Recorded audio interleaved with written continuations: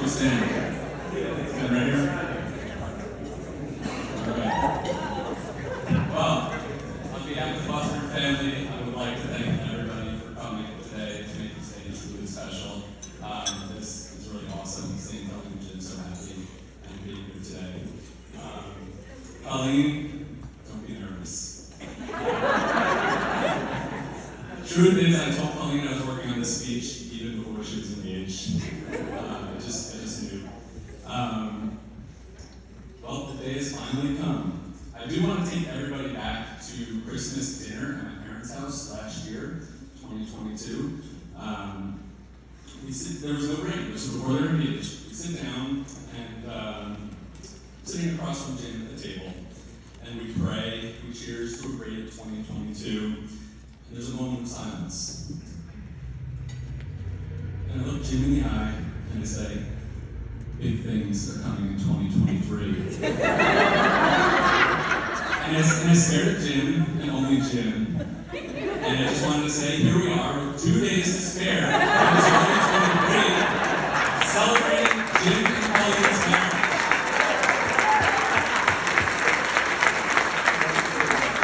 And it's a true story.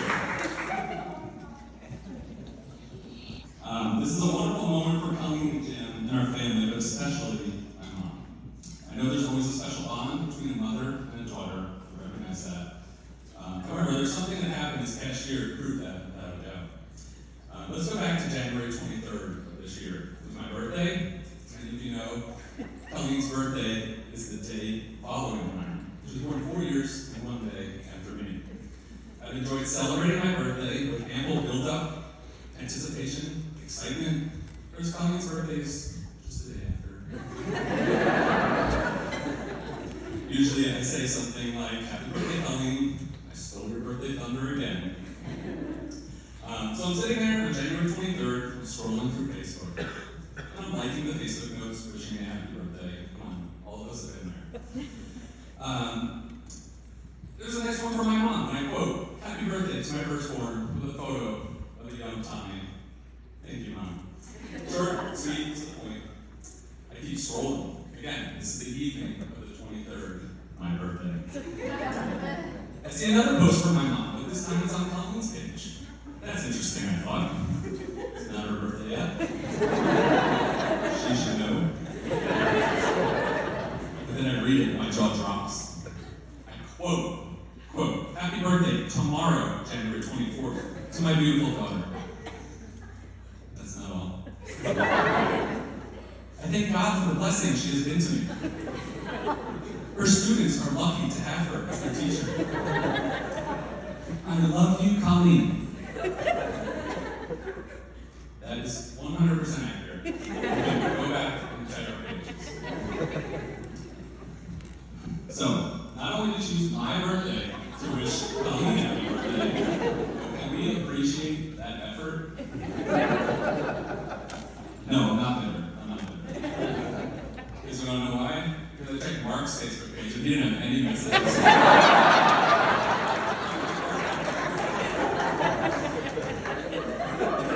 So Colleen, here we are, celebrating without a doubt the favorite Buster child's wedding. And honestly, I could not be more thrilled to be here and standing in front of you today.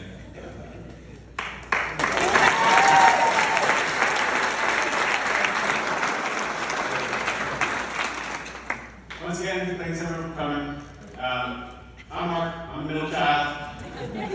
Colleen's 2.5 years younger than me, and before she was born, my mom would ask Tom and I, do we want a little brother, a little sister, and I'm one of a baby sister, and I wanted a baby brother, to be honest.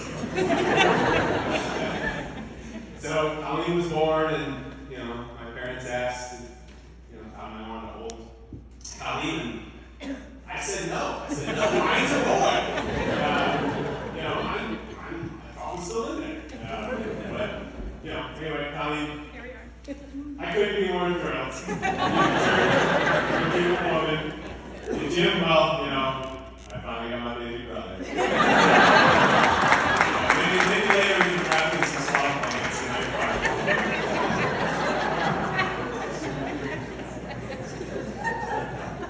Jim, don't worry, I don't need to hold you.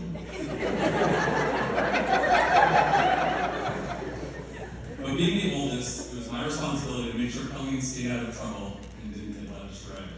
But fortunately, Colleen made that easy for me. She made it easy for us. She's smart, she never got in trouble, she didn't party or stay out late, and she dutifully attended all of our organized sporting events. No, for real, Colleen, she was the ideal younger sister. She put up with so much the antics that Tom and I ran through, hence what we're doing right here. But older brother antics, this is where we dig out some embarrassing stories of Colleen to share with everybody. You ready? Well, to be honest, I really had to dig, because I really could not think of anything. Not the perfect job. I asked Colleen, what is the most trouble you've gotten in? And she texted me back, and she said, I was perfect. Colleen, that's not helpful. It's going to write your speech. I asked my mom too, and nope, nothing. Mark, there must have been something. Maybe she stayed out late. Did you? One time did she stay out late? Maybe she jaywalked one time. No, I got deep as well. I couldn't. There was actually one time. The only thing I can think of, she got pulled over one time in her life. One time, and only one time. Was she speeding? No. Was it reckless driving? Oh, definitely not. What happened was her tail light was out. She was with Dad, and they were on their way to get it fixed. Hold on. You got pulled over one time in your life, and Dad was in the car? Let's be honest, it's probably his fault anyway. Well, now that we've established Colleen is squeaky clean, let's turn our attention to Jim. I do want us all to pause and take a moment to appreciate the extraordinary nature of this day. Jim, you were by far the most genuine guy Colleen has ever brought home. I mean that sincerely. Of all the boys Colleen has brought home, you were definitely the most caring, the most athletic, the kindest, and the handsomest. Oh, and you got the best hair out of all of them.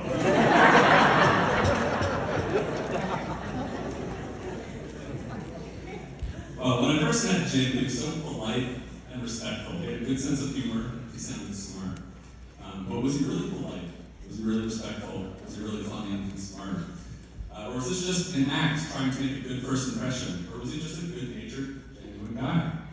Well, shortly after I met him, he invited me to play golf. And the night before, he texts me. He cancels. He claims he pulled him. Flaky, I thought. But to his credit, he sounded remorseful. But I did my due diligence. I Googled him, dove deep into his Facebook page. No red flags. He erased everything, so he's smart. But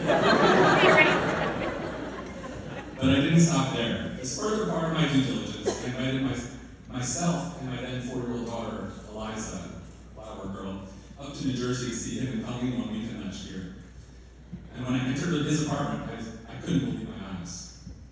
There was fresh fruit all over his kitchen. He absolutely loves fruit. But whatever floats your boat, right?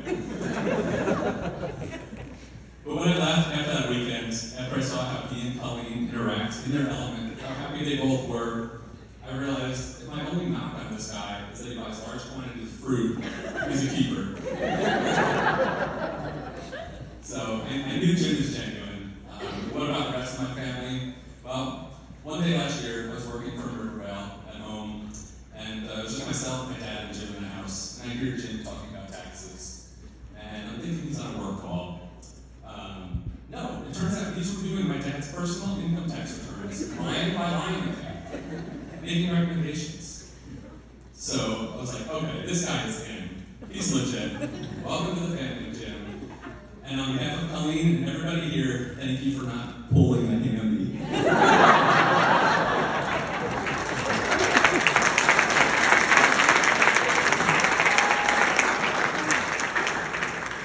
Jim, I'd like it to be known that I was the first first member of the Buster family that Jim asked for Colleen's hand in marriage. You know, the guy knows he runs shit in the Buster household. But for real, when Colleen started bringing Jim around last summer, how could you not? We all love Jim from day one. You saw in her eyes, her body language, the two of them, the way they interact, what they're doing right here. Jim, you really did bring the best version of Colleen out of the whole family, really. And I couldn't be happy for both of you guys. And best of all, Dad never calls me to troubleshoot his thermostats anymore. So thanks for taking that off. It's voluntary or not. But we're absolutely thrilled for this amazing couple. So please raise your glass, have a toast to Mr. and Mrs. Morrow.